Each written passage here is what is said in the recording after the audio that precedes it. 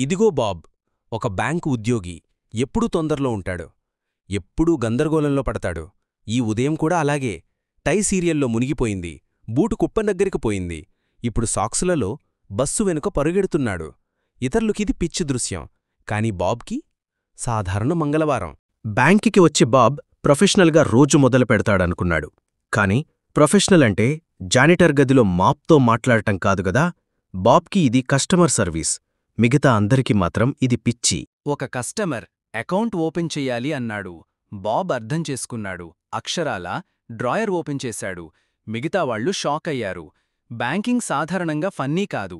కానీ Bob banker అయితే అది ఖచ్చితంగా కామెడీ. ప్రతి హీరోకి ఇంధనం అవసరం. బాబుకి అది కాఫీ.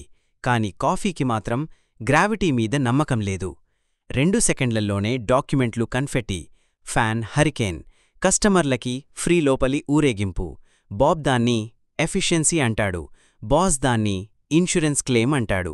ఎవరైనా డబ్బుకి దగ్గరగా పనిచెయ్యాలని కలలు కంటారు. కాని బాబ్ మాత్రం డబ్బు దగ్గర చాలా దగ్గరికి వెళ్ళాడు. బలంగా తుమ్మి వాల్ట్ తలుపు మూసేశాడు. అది కూడా లోపలే. ఇప్పుడు తోడు ఏమీ లేదు. ఫోన్లో హోల్డ్ మ్యూజిక్ తప్ప. లీవర్స్, బటన్స్తో గందరగోళం చేస్తూ బాబ్ అనుకోకుండా అలారం ఆన్ చేశాడు. దొంగలు భయపడి పారిపోయారు. బ్యాంక్ కాపాడబడింది. బాబ్కి తెలియదు కాని ఇప్పుడే అతను సాధారణ ఉద్యోగి నుండి యాదృచ్ఛిక హీరోగా మారిపోయాడు. ప్రతి హీరోకి గుర్తింపు రావాలి. బాబ్కి ప్రమోషన్ వచ్చింది. Head of security.